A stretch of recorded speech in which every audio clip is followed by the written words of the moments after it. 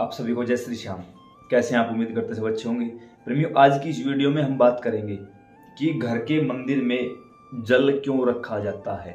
काफ़ी प्रेमियों का यही सवाल आया था, तो इसी विषय पर हम डिस्कस करेंगे। आप सभी ने कभी ना कभी किसी टीवी सीरियल में जरूर देखा होगा कि कोई संत हैं, उनके हाथ में कमंडल है, कमंडल के अंदर जल है। कोई वरदान देना होता है, कोई श्राप देना होता है, जल निकालते हैं, तुरंत श्राप दे देते हैं और वो चीज़ फलीभूत होती है, वो चीज़ काम करती है। इसी प्रकार आपने वास्तविक जीवन में भी देखा होगा, जब हमारे घरों में कोई संत आते हैं उनके पास कमंडल में जल होता है। इसी प्रकार आप लोगों ने ये भी देखा होगा, जब हम किसी मंदिर में जाते हैं तो वहां भी किसी ना किसी पात्र में जल भरकर रखा होता है, विशेषकर तांबे के पात्र में। अब आप लोगों ने अपने घर के मंदिर में भी जल भरकर रख रखा होगा और हो सकता है आपको इसका कारण ना पता हो। तो देखिए, जल एकमात्र वो वस्तु है जो किसी भी एनर्जी को बहुत जल्दी सोख लेती है, अपने अंदर समा लेती है। और जल ही एकमात्र वो चीज है जो तुरंत प्रभाव से काम करके दिखाती है। आपने देखा होगा कि कोई व्यक्ति बीमार है या कुछ भी है तो साधु संत आते हैं और अपने हाथ में जल लेकर अपने कमंडल का उस व्यक्ति को पिलाते हैं और वो ठीक हो जाता है। ऐसा क्यों होता है, किस वजह से होता है? आज के टॉपिक में इसी बात पर चर्चा करेंगे। देखिए, घर में चाहे छोटा मंदिर हो, बड़ा मंदिर हो, कैसे भी पूजा करते हो या फिर किसी भी प्रकार की मतलब मानकर चलो साधना पर बैठे हैं, माला जाप पर बैठे हैं या फिर कोई भी संकल्प लेना होता है तो हर बार जल की आवश्यकता पड़ती है। एक प्रकार से हम जल को जल देवता बोलते हैं, अग्नि को अग्नि देवता बोलते हैं। अब काफी लोगों ने ये भी सवाल उठाया कि ये कैसा धर्म है, जल देवता, पर्वत देवता, धरती माता, आकाश पिता, ये क्या चीज है? भाई देखो, एक होता है नजर, एक होता है नजरिया।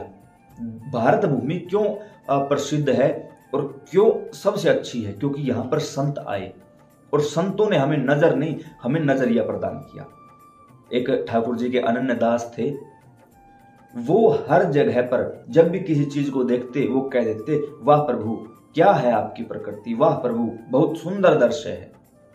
ऐसे ही एक दिन विचरण कर रहे थे और चलते चलते किसी संत के साथ किसी जगह पर देखते कि एक मरा हुआ कुत्ता है। उसको देखकर उस संत ने कहा कि वाह प्रभु क्या है आपकी प्रकृति। तो दूसरे संत थे, उन्होंने कहा कि महाराज ये क्या बात हुई, मरा हुआ कुत्ता पड़ा है और बताओ इसमें क्या अच्छा है, क्या प्रभु की लीला है? संत मुस्कुराए और कहा, देखो इसके दांत कितने चमक रहे हैं। उनको वो मरा हुआ कुत्ता नहीं, उनके चमकते हुए दांतों पर उनकी नजर गई। ठीक इसी प्रकार हम हैं और संत हैं। हमारे अंदर भिन्नता क्या है? खुद भगवान शिव ने कहा है, मोते अधिक संत करी लेखा, कि सबको मेरे समान मानना लेकिन संतों को मुझसे भी ऊपर। क्यों? क्योंकि दुनिया के पास नजर है, हमारे पास संतों ने नजरिया दे रखा है। इसी कारण हमको हर जगह केवल अच्छी चीज दिखाई देती है। जिसको अच्छी चीज दिखाई नहीं देती, हम में और संतों में यही भिन्नता है। हम सामने वाले व्यक्ति के केवल दोष देखते हैं। पूरे सुंदर शरीर को छोड़कर उस जगह पर नजर जाएगी जहां गंदगी होगी। किसकी? मक्खी की। मक्खी वही बैठती है ना। हमारी हालत मक्खी वाली है। हमारी नजर वही जाती है जहां पर कमजोरी होती है और संत की नजर वहां जाती है जहां पर अच्छाई होती है। संत को किसी का दोष नजर नहीं आता।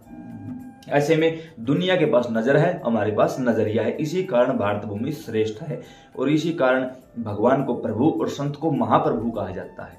तो जब हम जल अपने पास रखते, आप प्रैक्टिकल करके देखना इस चीज को। अपने घर के मंदिर में आपने जल रखा, दीपक जलाओगे।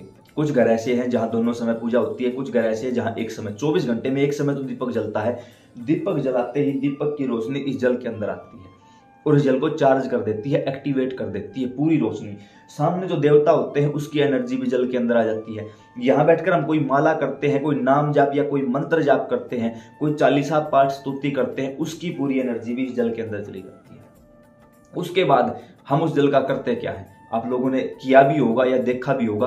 कुछ लोग अपने घर में जल का छिड़काव करते हैं, कुछ लोग सूर्य भगवान को जल देते हैं, कुछ तुलसी में जल डालते हैं, कुछ पीपल या बरगद के अंदर जल डाल देते हैं, कुछ उसी जल को शिवलिंग पर समर्पित करते हैं और कुछ लोग आपने देखा होगा, बहुत कम लोग ऐसे हैं जो उस जल को पी जाते हैं।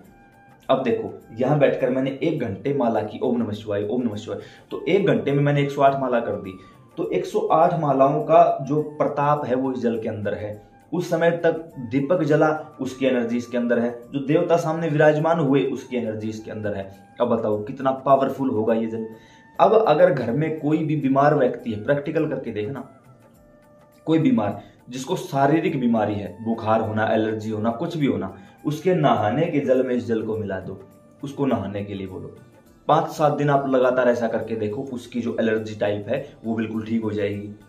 किसी को आंतरिक परेशानी, अंदर इन्फेक्शन हो जाना, छाले हो जाना, फाले हो जाना, कुछ भी ऐसी चीज है, उस व्यक्ति को ये जल पिला कर देखो। पिलाने से पहले आपको उस देवता से प्रार्थना करनी है, जिस देवता की आपने पूजा की है, कि प्रभु ध्यान रखना, लाज रख लेना। बस प्रार्थना करते ही तुरंत प्रभाव से हरि व्यापक सर्वत्र समाना, प्रेम ते भई प्रगट मैं जाना। भगवान तो हर जगह है, लेकिन उसको प्रकट करना पड़ता है, और एक साधक का प्रेम उसको प्रकट कर देता है। ठीक उसी प्रकार, जिस प्रकार घी कहाँ है? दूध में, लेकिन दूध में घी कहाँ दिखाओ? कोई दिखा नहीं सकता। लेकिन फिर एक ऐसी प्रक्रिया होती है, दूध को एक प्रक्रिया से गुजरना पड़ता है, छाछ अलग रह जाती है, घी अलग हो जाता है।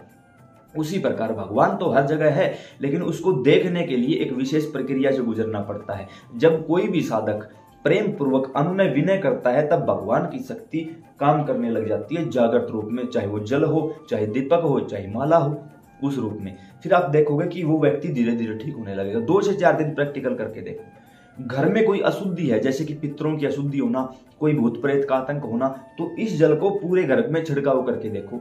11 दिन का नियम लेके देखो। 11 दिन में ये तो नहीं कहूंगा कि आपका पूरा संकट कट जाएगा, लेकिन 11 दिन में आपके घर में सुधार आने लगेगा, देवी देवताओं के दर्शन होने लगेंगे। प्रैक्टिकल करके देखना इस चीज को आप। उसके साथ लगे कि मुझे कोई सिद्धि शक्ति चाहिए, यहां बैठ के 108 माला जाप की, ये जल है, खुद ही पी लो उसको, खुद ही पी लो उसको। सर्दी हो, गर्मी हो, कोई भी मौसम हो, उस जल को पी लो। वहीं बैठे बैठे, जिस आसन पर बैठकर आपने जाप किया ना, वहीं बैठे बैठे उस जल को खुद से ग्रहण कर लो। देखना आपके अंदर एक पूरा दिन एक अलग ही ऊर्जा का संचार रहेगा, एक अलग सी ऊर्जा महसूस होगी आपको। पहले जाप किया वो सिद्धि, मुख से बोले वो सिद्धि, सामने देवता थे वो सिद्धि, दीपक था वो सिद्धि, और फिर जल की सिद्धि। इस वातावरण को भी पवित्र कर देगी और आपको भी पवित्र करते हुए चलेगी। इसी कारण सबसे अधिक महत्व जल का बताया गया है। किसी भी वृक्ष के अंदर डाल के देख लेना, वृक्ष मतलब कोई छोटा पौधा है, उसके अंदर डाल के देखना, दिनों दिन वो बढ़ता चला जाएगा। अब हो सकता है कुछ लोग कहें भाई जल डालेंगे तो बढ़ेगा, लेकिन ये देखो ना, मानो तो मैं गंगा माहू, ना मानो तो बहता पानी। ये जल साधारण नहीं है भाई। कोई भूत प्रेत किसी के शरीर पर हावी है, उसको पिला दिया करो, वो धीरे धीरे देखोगे बिल्कुल ठीक होने लगेगा। भूत प्रेत को उस जगह को, उस स्थान को छोड़ना होगा। क्यों? क्योंकि पढ़ना है तो स्कूल कॉलेज जाना पड़ेगा, नहीं पढ़ना तो कहीं मत जाओ, अनपढ़ अपने आप रह जाओ। इसी प्रकार शुद्धिकरण चाहिए तो कुछ करना पड़ेगा, नहीं चाहिए कुछ मत करो। ये व्यवस्था है प्रकृति की। तो ऐसे में आप जो जल रखते हो, नहीं रखते हो तो आज अभी से रखना शुरू कर दो। तांबे के किसी बर्तन में घर के मंदिर में जल रखो, घर के मंदिर में जल रखा, जो भी पूजा पाठ करते हो कर लो। उसके बाद ज्यादा परेशानी है तो खुद ही पी लो, अन्यथा इस जल का पूरे घर में छिड़काव करके दोबारा से नया जल भर के यहाँ रख दो। पूरा दिन वो जल आपके घर के आसपास अगर कोई नेगेटिविटी है ना, उसको भी सोख लेगा अपने अंदर। कभी प्रैक्टिकल करके देखना इन चीजों को। तो उम्मीद करता हूँ ये जानकारी समझ और पसंद आई होगी। अन्य प्रेमियों को जरूर सुनाना, ताकि वो भी समझ सके कि हम घर के मंदिर में जल क्यों रखते हैं। जय सिया राम।